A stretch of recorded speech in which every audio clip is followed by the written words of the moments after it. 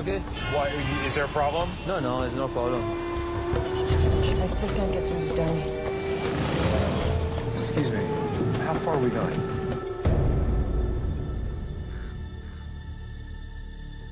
We're coming to you from the home of Daniel Pearl, the journalist who's been kidnapped in Pakistan. It's the climate of today. There's so many misunderstandings between the different faiths, the different cultures, and there's a lot of hatred and a lot of anger. This was really the beginning of it, and this is something that really kicked off a series of continually worse events. Danny is missing. Do you understand that maybe you can make the difference of helping Danny or nobody finds him? When you read Marianne's book, it's clear how much she loved Danny, and obviously that makes the story much more moving. You know, the fact that she clearly still loves him, admired him, believed in all the things that he believed in. That is kind of at the heart of the story.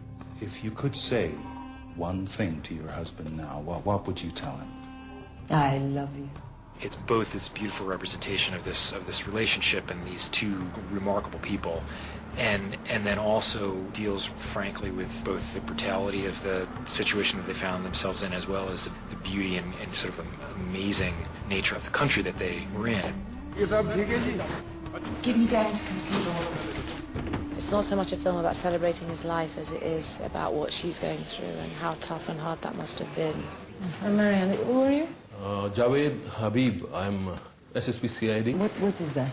Military intelligence. I'm chief of CID, unit in charge of counterterrorism. Counterterrorism. You're hearing Marianne talk about the captain. It's such an interesting thing because it's like she comes to study and learn about Pakistan at the time where she's confronted with the worst of human nature, the actions they take being so disgusting in the name of faith. You see that?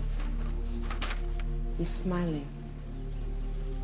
He has a gun to his head, and he's smiling, and he's telling me he's okay. At that exact time, she meets somebody who is the best example of that faith and that part of the world. It is so perfect and it is so important. I need your support. I need your help. We have Danny's computer. Okay. Can I see it? What she does with her tragedy is unimaginable. Marion made it so positive. It's something which I couldn't have imagined. He has connections, yes, we know he has connections, but... Close connection, it says, to Al-Qaeda.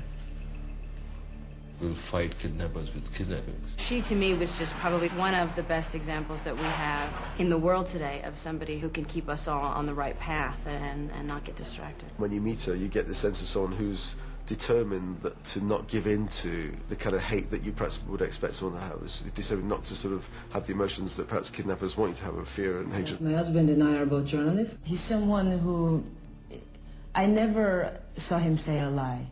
In his journalism, I've never seen anyone so honest. The transformation is amazing. It is amazing because she just looks so different and so similar to Marianne. It was a pleasant surprise because we didn't think we could pull it off at all because the idea of, curly hair, I've never had curly hair, I've never had, so we had no idea. But I work with some great people, and Michael was adamantly, when I first said I want to try a wig and contacts, he said very nicely, no. Just that he felt that it was because we were going to shoot it with digital and just so he doesn't like hair and makeup on set and he doesn't want to be restricted. So we had to really convince him that it would be flawless enough. So I was relieved that I felt we pulled it off. Because they're so I think you feel like you wouldn't see them from there. Generally, when I make films, it's the kind of small crews and so on, and a very simple kind of way of filming. I think Angelina kind of bought into that idea from the beginning, so that we were working, in India in a house. It was like, 20 people on set or whatever. It was all very low key, and Angelina was like in virtually every shot of the film. Where is the hiding place? So often now in films, we have like the actors in their trailers and the hour lunch break and 12-hour day and it's all very sectioned off, and you're with an actor and you have your close-up and his close-up. You're so aware that you're making a film. And this one, we all live together. We don't have any time apart. We don't really have a lunch break. We hardly have makeup check. I mean, we don't have any of that. And so what it feels like is it feels like we're really just very much in these moments together. Down there when I walk across. And he's also worked it out so we're shooting in order. We gotta go. Which just makes it so much more real, because every day some more information comes in or something happens, and I'm sure by the time we get to the day where we find out that Danny's not coming back, I don't know how any of us are going to keep it together because it's all felt so personal.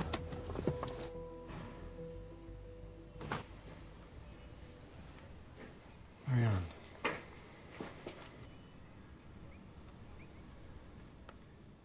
What a powerful thing to be responsible for Daniel Pearl. I think about it a lot. You can't help but feel he have a real responsibility to him and to Marianne and to all the people who were involved. It was a very real thing that happened to some very real people. She didn't let herself drown in her sorrow or in her tragedy, and that should be told to the whole world. Marianne had kind of overcome the worst experience you can imagine, you know, to have your husband kidnapped, to have him killed, that she'd somehow not given in to the kind of hatred you'd imagine. He did not fail, you know? The kidnappers, their point is to terrorize people, right? I am not terrorized, and you can't be terrorized. Even though they didn't ultimately succeed in what they were trying to do, Irfan Khan's character is Pakistani. The men on his team were so devoted, really devoted to finding him.